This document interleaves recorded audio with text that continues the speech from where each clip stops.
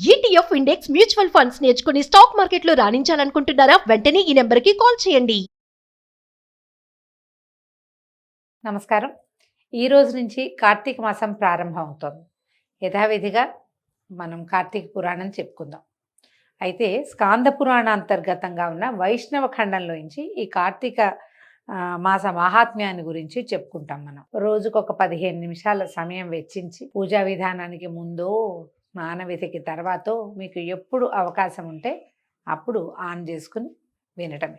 ఈ కార్తీక మాసంలో స్నానము, పూజ, దానము, దీపము ఎంత విశేషమైన ఫలితాన్ని ఇస్తాయో పురాణ శ్రవణం కూడా అంతే విశేషమైన ఫలితాన్ని ఇస్తుందని చెప్పబడుతుంది. కుదిరిందా అన్నీ చేసి దాంతోపాటు పురాణం కూడా విందాం. కుదరలేదా ఏమీ చేయలేకపోయినా పురాణ శ్రవణం చేసినా కూడా తత్సమానమైన ఫలితాన్ని ఈ విన్నవాళ్ళు పొందుతారని చెప్పబడింది. మేము ఈ అవకాశాన్ని బట్టి కార్తీక పురాణాన్ని వినేటువంటి సమయాన్ని తీసుకోండి. అయితే దీన్ని సింపుల్గా తేలికగానే వెళ్ళిపోతుంది. ఎలా మొదలు పెట్టారు దీన్ని చూద్దాం. శుక్లాంబరధరం విష్ణుం శశివర్ణం చతుర్భుజం ప్రసన్నవదనం ధ్యాయేత్ సర్వ విఘ్నోపశాంతయే. ఈ 30 రోజులు ఏ విఘ్నాలు లేకుండా మనం కార్తీక వ్రత మహాత్మ్యాన్ని వినాలని భగవంతుడిని ప్రార్థిస్తూ మొదలు పెడతాం. నైమిషారణ్యంలో సత్రయాగ దీక్షితులైనటువంటి శౌనకాది మహామునీశ్వరులు ఒకప్పుడు నిఖిల పురాణవేత్త అయినటువంటి సూత మహర్షితోటి ఇలా అడిగారట. ఈ నైమిషారణ్యంలో పూర్వము ఆ కాలంలో ఎప్పుడు యజ్ఞయాగాదులు జరుగుతూ ఉండేవి. ఏ ఋషులైనా మహర్షులైనా యాగం చేయాలన్న సంకల్పం వస్తే నైమిషారణ్యంలో చాలా వెసులుబాటుగా ఉంటుందని అక్కడికి వెళ్ళి అక్కడే యాగాలు యజ్ఞాలు చేసుకునేవారట. శౌనకుడు మొదలైనటువంటి చాలామంది మహర్షులు కలిసి సత్రయాగాలు అవి నిర్వహించేవాళ్ళు. ఈ సత్రయాగం ఏంటంటే 10 సంవత్సరాలు నిర్వహించబడేది. పొద్దున యాగం చేసుకుంటారు, తర్వాత ఎవరి దారిని వాళ్ళ తపస్సులు, సాయంకాల విధులు నిర్వహించుకోవటము ఇట్లా జరిగేది. ఆ ప్రాంతానికి ఎవరైనా మంత్రవేత్తలు కానీ ఋషులు కానీ లేదా ఇలా పురాణ ప్రవచనకర్తలు కానీ ఎవరైనా వచ్చినప్పుడు వీళ్ళందరూ చేరి మహావినయంతో అయ్యా మాకు ఏదైనా మంచి మాటలు చెప్పండి అని ఓ పక్కన యాగవిధి నిర్వహిస్తూనే రకరకాల విషయాలు పురాణాలు అవి వినేవాళ్ళు. ఇప్పుడు ఈ సూత మహాముని ఏంటంటే సమస్తమైన పురాణాలు తెలిసినవాడు. పెద్దవాళ్ళ దగ్గర నుంచి విని ఆ విన్నదాన్ని ఇంకొకళ్ళకి చెప్పగలిగేటువంటి వినయాన్ని అవలంబించే పద్ధతి కలిగినవాడు. ఆయన వచ్చినప్పుడు శౌనకుడు మొదలైనటువంటి ఋషులంతా ఇలా అడిగారు. ఓ సూత మహాముని, జనక మహారాజుకు వశిష్ఠ మహాముని చెప్పినటువంటి కార్తీక మహాత్మ్యాన్ని సవిస్తరంగా మేము వినగోరుతున్నాము.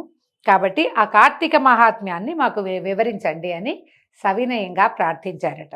అప్పుడు సూతుడు ఇలా చెప్పారు. ఓ శౌనకాది సమస్త మునీశ్వరులారా వినండి. ఈ కార్తీక మహాత్మ్యము పూర్వము వశిష్ఠ మహాముని జనక రాజర్షికి తెలియజేశాడు. దీనిని వినడం వల్ల సమస్త సంపదలు ప్రాప్తిస్తాయి. దీన్ని విన్నవాడు జనన మరణ రూపమైనటువంటి సంసార బంధాన్ని తెంచుకుని మోక్షాన్ని పొందుతారు అని చెప్పారట. తర్వాత ఆ మునులతో ఇంకా చెప్తున్నారు. ఒకానొకప్పుడు దైవవశం చేత సిద్ధాశ్రమానికి పోతున్నటువంటి వశిష్ఠ మహాముని జనక రాజర్షి గృహానికి చేరాడు. మిథిలా నగరానికి వెళ్ళారనమాట.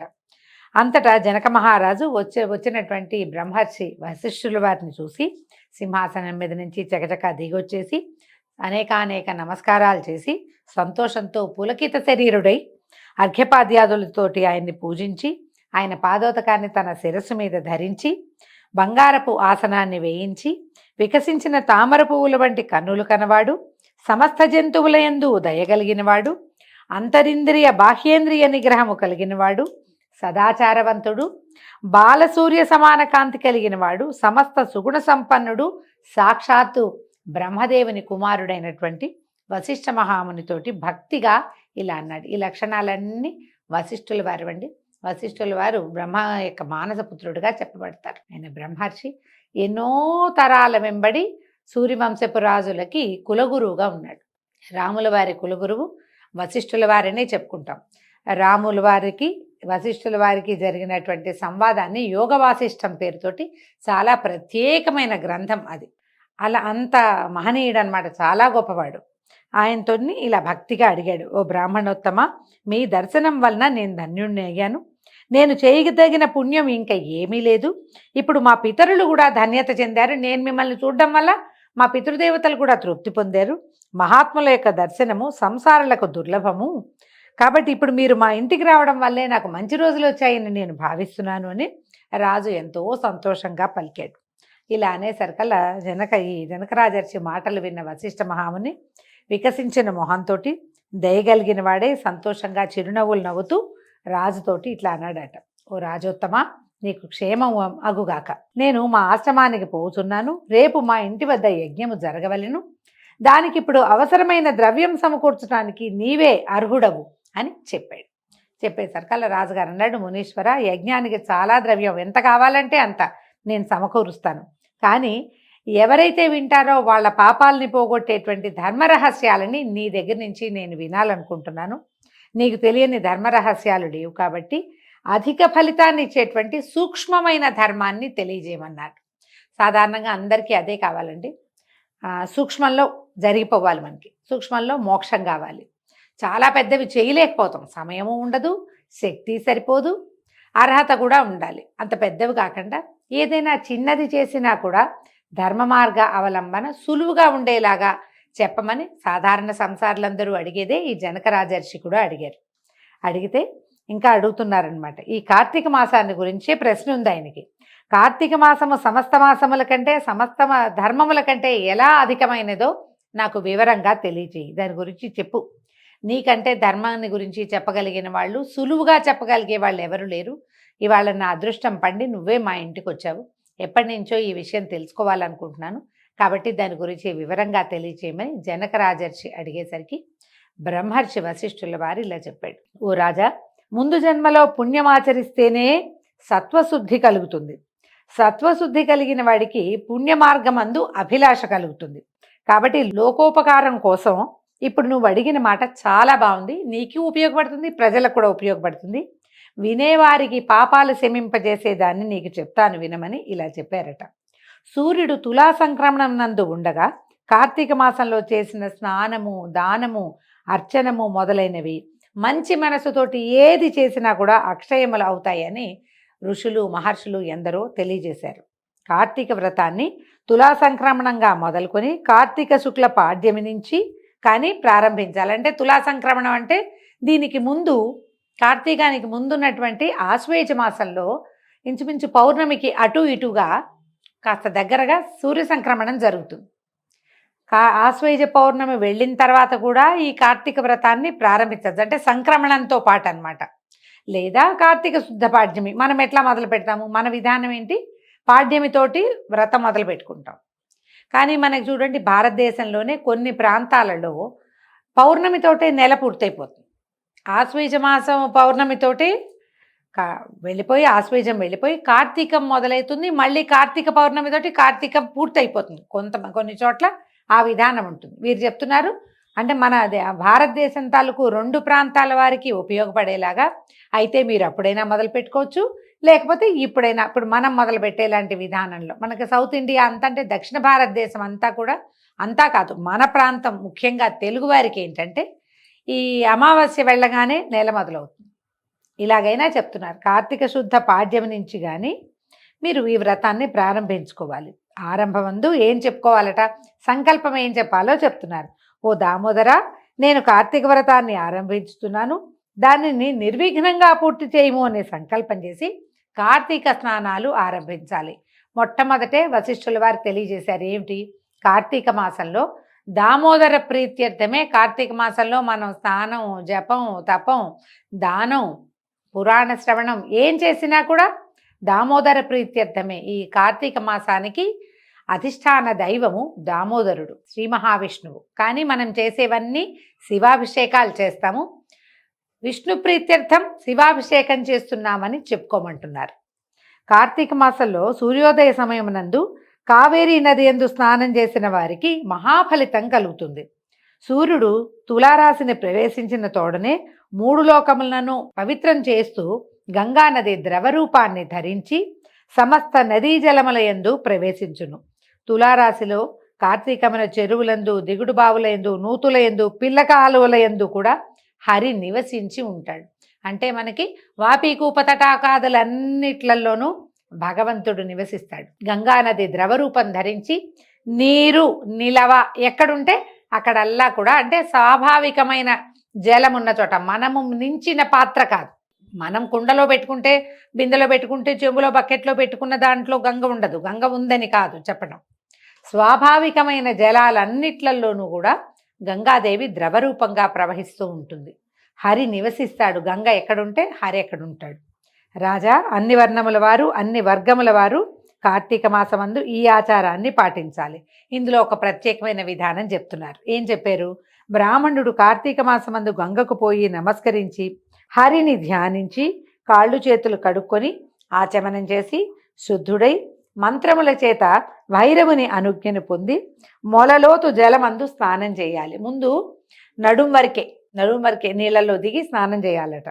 తర్వాత దేవ ఋషి పితృతర్పణాలు ఆచరించి హరిభక్తితో అఘమర్షణ మంత్రమును పఠిస్తూ బొటనవేలి కొనతో ఉదకమును అంటే నీటిని అలోడనము అంటే ఇలా తిప్పాలట. నీటిని తిప్పి తర్వాత తీరమునకు వచ్చి అక్కడ యక్షతర్పణం చేసి ఈ నడుముకి కట్టుకున్న వస్త్రాన్ని విడిచి ఉదకమును వదిలి ఆచమనం చేసి శిరస్సును వదిలి మిగిలిన శరీరం అంతా తడి వస్త్రంతో తుడుచుకోవాలి.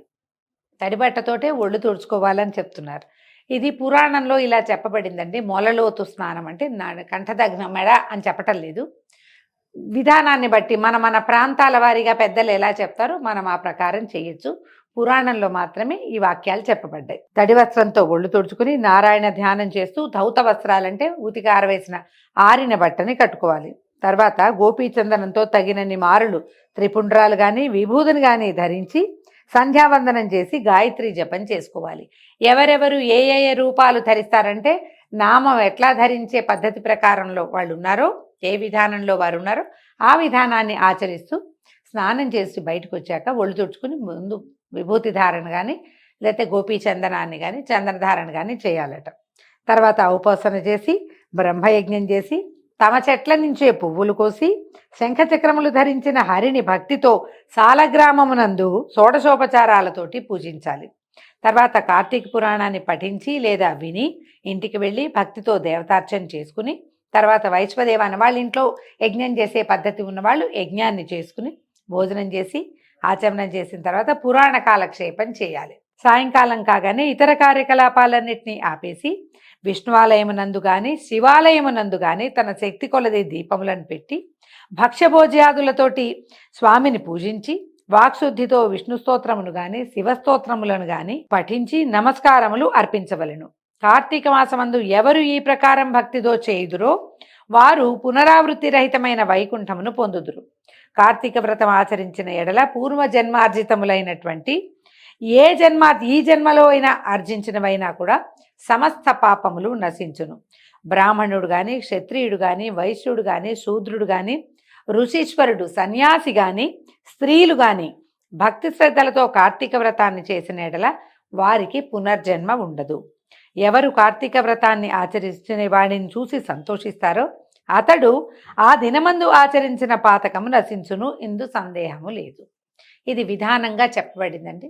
ఎవరైనా కార్తీకంలో పొద్దున్నే ఉదయమే సూర్యాస్తమయాత్ పూర్వమే స్నానం చేయటం, విష్ణువార్చనో లేకపోతే శివార్చనో విధి విధానంగా చేసుకోవటం. అవకాశాన్ని బట్టి ఒక పూట ఉపవాసమా నక్తమా మనం ఏ ఉపవాస విధిని పెట్టుకుంటామో ఆ విధిని ఆచరించటం. ఇందులో పురాణ కాలక్షేపం చేయాలి, మంచి మాటలు వినాలంటే ఇతరత్ర తగాదాలకి గొడవలకి వెళ్ళకూడదు. దూషణాలు తిరస్కారాదులు చేయకూడదు. ఎవరైనా కేకలేయటం, తిట్టడము, అరవటము, తిరస్కరించటము, గొడవలకి దిగటము అలాంటివి చేయకూడదు.